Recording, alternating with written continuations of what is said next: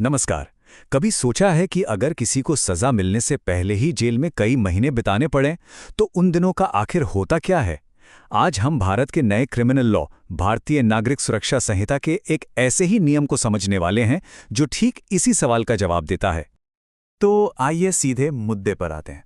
मान लीजिए किसी केस का फैसला आने में ही महीनों या साल लग जाते हैं, और जो आरोपी है वो इस पूरे समय जेल में है। तो सजा सुनाए जाने से पहले जेल में बिताया गया वो समय, उसका क्या होगा? क्या वो बस यूं ही जाया हो जाएगा? देखिए, इस सवाल का जवाब ना एक कानूनी प्रक्रिया में छिपा है, जिसे कहते हैं प्ली बार्गेनिंग। अब ये समझना इसलिए जरूरी है क्योंकि जेल में बिताया गया समय अक्सर इसी प्रोसेस से जुड़ा होता है।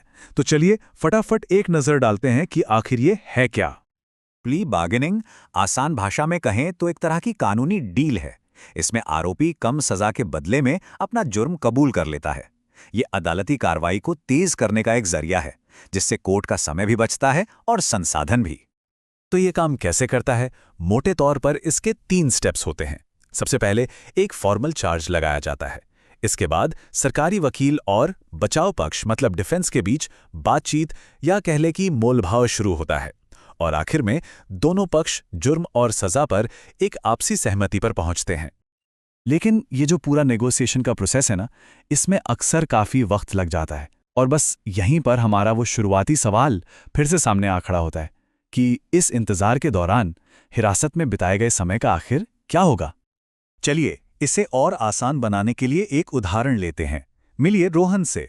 रोहन पर एक जुर्म का आरोप है और वो प्ली बार्गेनिंग के जरिए अपना केस सुलझाना चाहता है।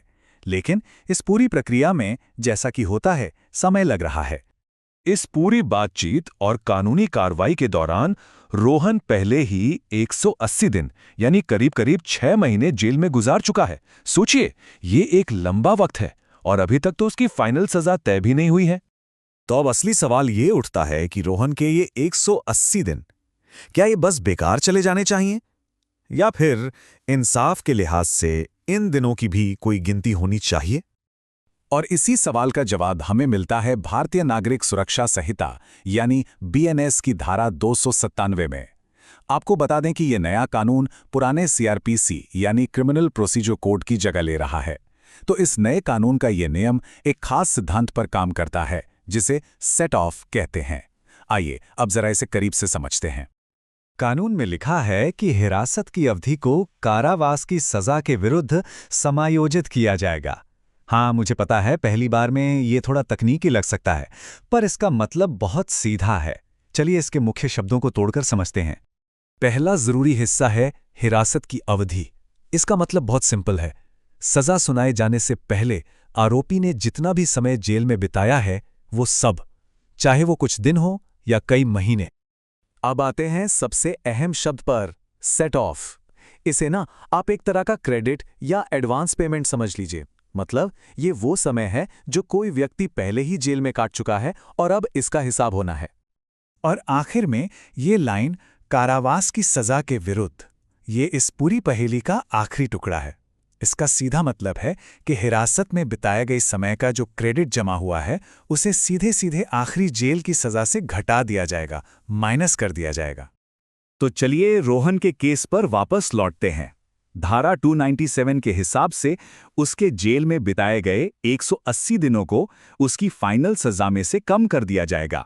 मतलब सबसे जरूरी बात यह है कि उसका समय बर्बाद नहीं हुआ, उसकी गिनती हुई। तो हमने ये तो समझ लिया कि ये नियम काम कैसे करता है, पर सवाल ये है कि ये इतना जरूरी क्यों है? असल में ये सिर्फ एक कानूनी नियम नहीं है, बल्कि इसके पीछे न्याय और निष्पक्षता का एक बहुत बड़ा सिद्धांत है। देखिए, ये नियम कई जरूरी सिद्धांतों पर टिका है।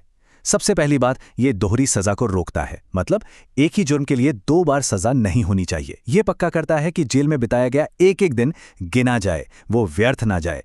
ये न्याय प्रणाली में निष्पक्षता को बनाए रखता है और इस बात को मानता है कि हिरासत में रहना अपने आप में किसी की आज़ादी का हनन है। तो आखिर में एक सवाल ये है कि ये नियम जो हिरासत में बिताए गए समय को सज़ा का हिस्सा मानता है, वो इंसाफ के तराजू और कानून की रफ्तार के बीच के संतुलन को कैसे प्रभावित करता है? इस पर विचार करना बहुत ज़रूरी है।